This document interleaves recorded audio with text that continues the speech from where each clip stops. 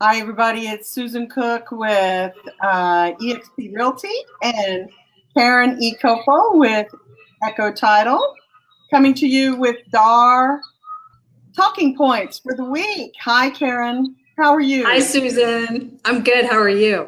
I'm well. I'm well. Busy, busy, busy these days. How about you? Yes. Yes, indeed. First of the month. How was your end of the month for November? It was crazy. Yeah? It was. Yeah, it was, but it was good. The market for winter is definitely, it's busy. So it's good. It means people are buying and selling houses. I noticed a great deal of in my marketing, responses from buyers. It seems like the buyers are out there looking again. Yeah. And it's really, really surprising that it might be because of the Amazon news. I don't know. We're just going to roll with it. We're going to have a strong December and go into 2019 really strong, right? Oh, yes, absolutely. Yep. Okay. Well, so we have a couple of things that DAAR wants us to know about. Number one is the conforming loan limits rose 6.9% last week, end of last week.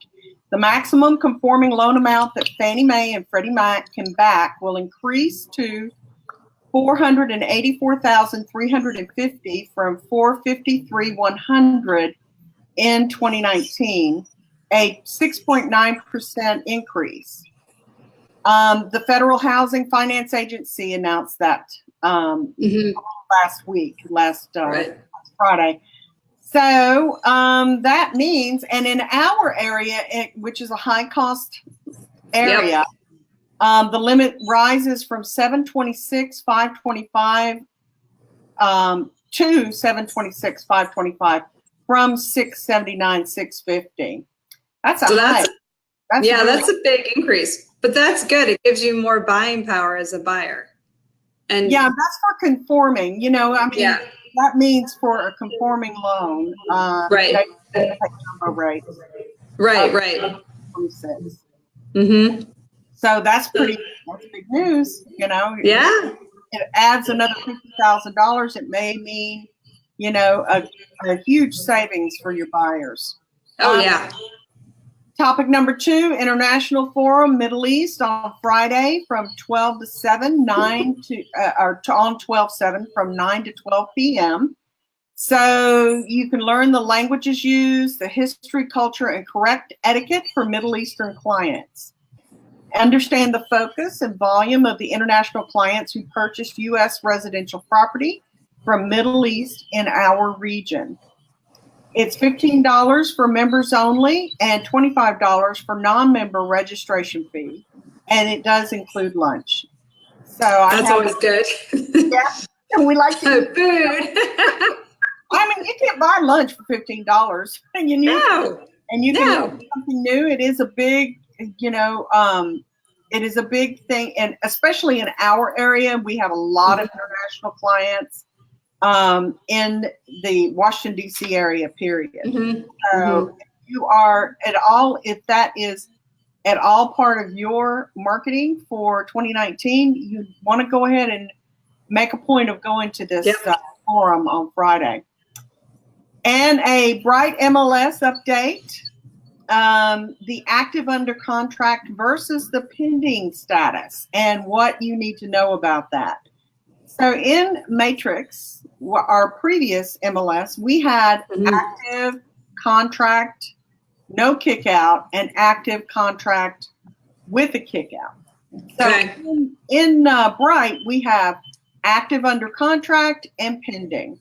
Gotcha. Active under contract means that you can still accept showings, so that there is some contingency with the contract that says that there is an opportunity to have another buyer if the buyer has sell their home or they fully commit to buying that house. That would be our old contract with a kick out, meaning that they could kick the kick the contract out. So that's the difference. Active under contract means there is a contract, but you can still see the house. Pending is it cannot be shown at all. It is marching towards settlement. The buyers have committed. The contingencies are only, they are not dependent on any other circumstances with buying that house other than financing, home inspection, and other inspection type contingencies. So if you have any confusion at all, I do have a link, and DAAR has written a blog post about this particular subject. Some of the changes with Bright are kind of confusing, and it's simply because we're not used to it. So I have done some, I went to a class and I've done some poking around and searching and, training on it on my own, just to get to know it. I'm a hands-on kind of thing. Yeah. It's pretty, it's really, really nice. Once we get used to it, I think that we're all going to really like it a lot. And that's that. But, it doesn't really matter now, does it? Because it's here. Because it's here, right? It's here. You can't change it. It's here, and they're not going to take it away. Yep. It's not going away. In this day and time of the digital age, and the fact that location has, because it is a digital age, our locations have grown and grown and grown and grown. Right. That we can service, actually. We're not physically affected sometimes by certain things. Right. So with Bright, our territory actually increases, Oh, okay. That's good to know. Yeah, it goes way up into Pennsylvania and Delaware, down to Richmond almost, here. Wow. Yeah. So, there's some pros and cons to it. So I would just say if you are struggling with Bright at all, take a class. There's more classes going to be run during this. It's not a conversion. It has converted. Yeah. Ask for help from DAAR. Yeah. I know DAAR is committed to your success, so they will probably be running more trainings, I'm sure, bringing them in. Oh yeah, I don't think this is going to change. No, you're invited. DAAR's annual holiday party and board of directors installation is on Thursday, December the 6th, from 5 to 8 at the Embassy Suites on Waxpool Road. And so the price to get to for entrance is $45 for members, and that includes beverages and hors d'oeuvres. It is a holiday party, so they're going to be celebrating and installing 2019 President Phyllis Stakem and the DAAR board of directors, gift card collection for the Loudon Abused Women's Shelter, and DAAR Pack wine grab. Yep. Okay, so yeah, so the last thing is, again, donate your cell phones and your gas gift card for laws. This time of the year, when we're all reminded that there are people more than we do. Right. And we can always share our unused things like cell phones, and also, pick up a gas card and help somebody get where they need to go, Right. That is all I have from DAAR. What do we have from Ekko today, Karen? So, it's interesting with this market. We've had some questions about a seller's obligation to disclose. What's their duty to disclose to a buyer? And most people know, although encountered surprisingly some folks who said otherwise, but Virginia is a caveat emptor state. So that buyer beware. And the buyer has a duty to discover everything about the property. So I have been encouraging and kind of coming back and saying, hey, look, when you sign that contract, make sure you get that home inspection done sooner rather than later, right? Actually had a question in our forum, actually, where some buyers had bought property and then later on discovered that there was an issue with the pipes underground, and they were underground. So they're wanting to know, hey, can we sue the seller? And, that's pretty hard to do.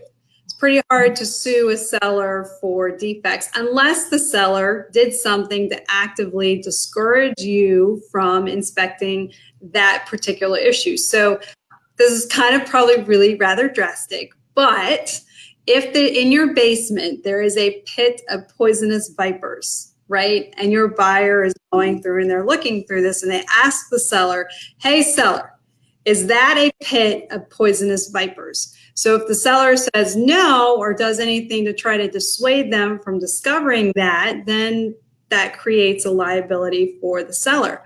But if the seller just leaves it there and says, lets the buyer go and inspect it and doesn't do anything to hide it, if the buyer doesn't discover it, then that's on the buyer. So it's hard, I know. There's actually my favorite Supreme Court Virginia case that I go back to is one, it was a septic system out in Botetourt, right? That's Western Virginia, in case some of y'all are wondering where that is. And it looks like it should be pronounced Botetourt, right? But it's Botetourt. Otherwise, little FYI, if you're out in that area, that's how you practice or pronounce that. So, but there's the issue with the septic system, and the buyers had the opportunity to inspect, and they didn't. And then later on, after they bought the house, they discovered this issue, and it had to be pumped like an unbelievable amount of times within 1 month. I mean, I think it was over 100 times that they had to come out and pump it, which that's a lot for a septic system, right? But the Supreme Court of Virginia said, I'm sorry, you had some warning signs, you had the opportunity to inspect, so too bad, so sad. So really make sure you get out there and you inspect that house. So that's my little tip. All right. Okay. Well, it's always a lot of people think that because they've had an judgment or they've got a right, whatever, that the seller should pay more the agent. Whatever. One thing that people don't quite realize is that real estate agents aren't home inspectors. No, they're not. Not trained on construction or exactly or anything like that. Yep. Our expertise comes in value and negotiating the sale. Yep.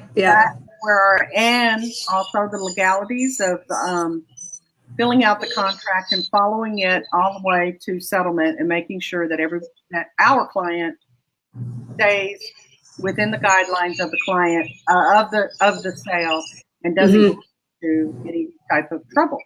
Right. But right. when it comes to whether or not the roof is okay, whether or not the air conditioning system, whether or not the foundation is sound, that's not our level of expertise. Yeah. Yep. You're exactly right. And but consumers sometimes think that, but it's not. But anyway, as always, I enjoyed our time together. Yes. And, we will see you next week, if not before. Yep. Okay. Sounds great. All right. Thanks, Susan. All right. Bye. Bye.